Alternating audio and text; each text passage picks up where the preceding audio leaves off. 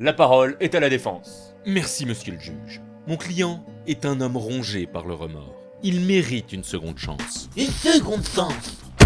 Mon client a fait quelques bêtises par le passé. Il ne s'en cache pas. Mais est-ce une raison suffisante pour oublier toute une vie consacrée au bien-être de son peuple? Je vous le demande. Mon client a récupéré un pays ruiné, et en l'espace de quelques années en a fait une des plus grandes puissances mondiales. Avez-vous conscience que mon client a fait passer le pourcentage de chômeurs de 26% en 1933 à 1% en 1939? Y aurait-il ne serait-ce qu'un seul autre homme politique qui pourrait se vanter d'une telle prouesse? Mon client s'est battu avec ferveur pour améliorer la condition des femmes, en leur permettant de travailler pour s'émanciper.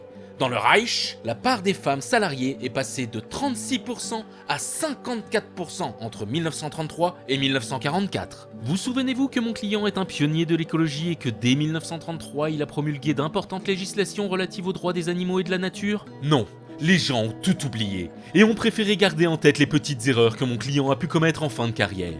Mais je vous le dis, que ce soit envers les hommes ou les animaux, mon client a toujours fait preuve d'une immense bonté et d'une grande compassion. Il a consacré sa vie entière à améliorer la condition de son prochain. Je suis un brave homme. Pourtant, bien qu'étant un incontestable bienfaiteur de l'humanité, mon client est un incompris de l'histoire car la populace ingrate préfère s'attacher à des points de détail. Des points de détail qui ont tout de même causé autour de 80 millions de morts.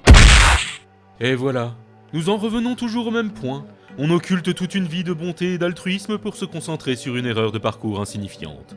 Ça arrive à tout le monde de s'engueuler avec ses voisins. Je pensais pas à mal, si vous saviez comme je regrette. Que celui qui n'a jamais eu de querelle de voisinage lui jette la première pierre. Renzo.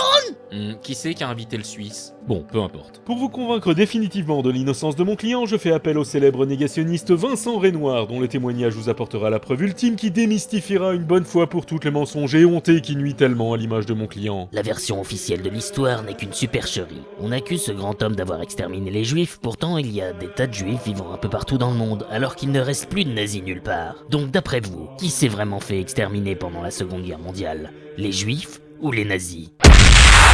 Non, désolé, vous m'avez vraiment pas convaincu.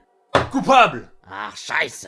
Calgebut cartoon trash. Parce qu'il n'y a pas qu'à la radio et à la télé que les abrutis ont le droit de s'exprimer. Félicitations, tu viens de perdre la moitié de tes abonnés. Tant mieux, ça devenait trop commercial, au moins maintenant il reste plus que les vrais puristes. Ceux qui m'aiment pour ce que je suis vraiment. Un connard? Oh, va te faire foutre, tu comprends rien, Nalar. Ouais, c'est clair. Vas-y, explique-moi, c'est quoi l'intérêt de prendre la défense de cette merde à moustache? C'est un message d'espoir adressé à l'humanité. Il y a du bon en chacun d'entre nous, même chez les pires enculés. Par exemple, Hitler est le père de l'écologie moderne. Maintenant que tu le dis, je comprends mieux. Ça va sûrement soulager les gens qui ont perdu leur famille à Auschwitz de savoir qu'Hitler aimait les écureuils. En tout cas, t'as fait fort pour le premier épisode. Ça va être difficile de trouver pire que ce connard. Tu parles, les crevures méprisables, c'est pas ce qui manque. Pour le numéro 2, j'hésite encore entre Marc Dutroux et Cyril Hanouna.